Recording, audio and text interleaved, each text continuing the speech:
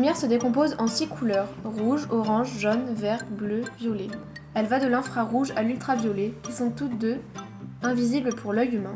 Thomas Young, en 1801, fait une expérience pour mesurer la longueur d'onde de la lumière, qui sera appelée lambda. La lumière est composée de 2 types d'ondes, les ondes électriques et magnétiques. Heinrich Hertz est un physicien allemand. En 1885, il crée une expérience consistant à faire passer un courant de haute tension dans un circuit électrique à éclateur composé de 2 petites sphères métalliques écartées de quelques millimètres. Les charges se cumulent dans le circuit jusqu'à l'apparition d'une étincelle. Le chercheur note qu'une autre étincelle jaillit en même temps à quelques mètres de distance dans une antenne en forme de boucle. De l'énergie est transmise d'un circuit à l'autre à l'aide d'une onde électromagnétique aux mêmes propriétés que la lumière. Hertz mesure sa longueur d'onde en déplaçant l'antenne. C'est également l'auteur des ondes hertziennes qui seront plus tard appelées ondes radio.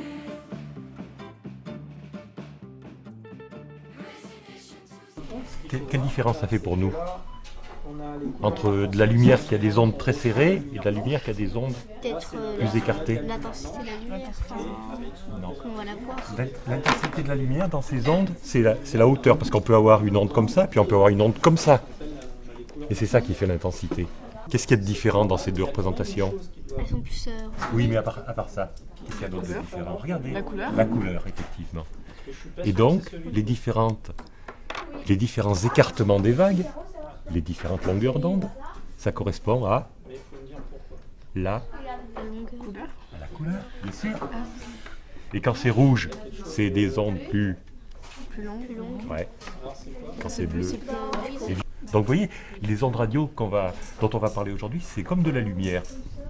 C'est la même nature, mais c'est des ondes qui sont beaucoup plus Écarté. beaucoup plus écartées. Très bien.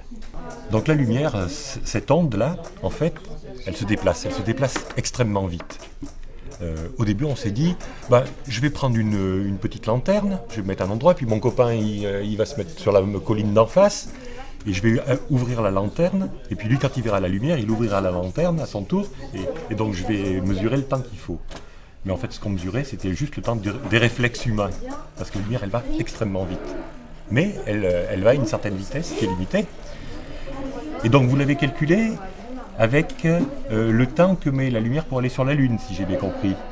Parce que sur la Lune, ils ont posé des miroirs, donc on envoie de la lumière très concentrée, pour qu'elle s'éparpille pas trop sur tout le trajet. Et puis on mesure le temps. Et donc alors, vous avez trouvé combien comme vitesse de la lumière? 150 000 km par seconde. Et vous aussi? Non. Ah, vous avez trouvé combien vous? 300 000 km par seconde. Ah. Alors, est-ce qu'il y a un rapport entre ces deux nombres-là? Entre 150 000 et 300 000? Oui. C'est quoi le rapport? 150 000, c'est la moitié de 300 000. Ouais, c'est ça. Alors, je sais pas qui, enfin, si je le sais, mais on va raisonner. Qui est-ce quelle est la source de l'erreur? Vous trouvez le double de l'autre groupe. Alors, il y a un des deux groupes qui s'est trompé, puisque peut-être même les deux, on ne sait jamais.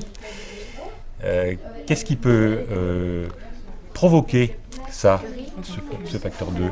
Le calcul. Oui, mais quel détail du calcul? Parce que ce qu'on voudrait savoir, c'est quel est le résultat qui est bon, donc on voudrait identifier la source de l'erreur.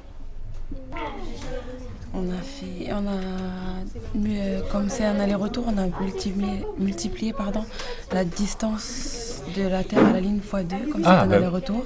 Vous avez multiplié par 2? Oui, comme c'est un aller-retour. Voilà, donc c'est peut-être ça le facteur 2 qu'il y a entre vous. Et vous, est-ce que vous avez pensé à faire la distance sur l'aller-retour? Vous avez pris la distance de la Terre à la Lune? Oui. Mais quand on envoie de la lumière sur la Lune, il n'y a personne sur la Lune pour la recevoir. Donc la lumière, elle va faire le trajet de la Terre à la Lune. Et puis elle va revenir. Donc en termes de distance, vous êtes d'accord? Elle va faire 2 fois la distance. Donc ce qu'il faut faire comme opération. Alors qu'est-ce qu'il faut faire comme opération? Allez-y, expliquez-nous bien en détail. Donc vous prenez la distance de la Terre à la Lune. On la multiplie par 2. Parce que c'est l'aller-retour, c'est 2 fois. Et ensuite? Et on a divisé par le temps qu'elle a mis. Et oui, parce que quand on cherche la vitesse, on regarde la distance qu'on a fait, puis on divise par le temps, puis on dit j'ai fait 60 km en 1 heure, j'ai fait du 60 km. Et donc là, vous divisez par le temps, et le temps, il est en quelle unité? En secondes. En secondes, pas en heures. D'accord? Donc le résultat, ça va être quoi? En kilomètres par seconde. En kilomètres par seconde. Et alors vous êtes d'accord qu'il fallait bien compter l'aller-retour? Vous aussi. L'humanité a mis longtemps à trouver la valeur de cette vitesse de la lumière, ce que vous venez de faire. Et donc quel est le résultat? Quelle est la valeur de la vitesse de la lumière? Elle est de 300 000 km par seconde. C'est très rapide, effectivement. 300 000 km. La Terre fait 40 000 km, donc la lumière pourrait faire 10 fois le tour de la Terre pendant 1 seconde.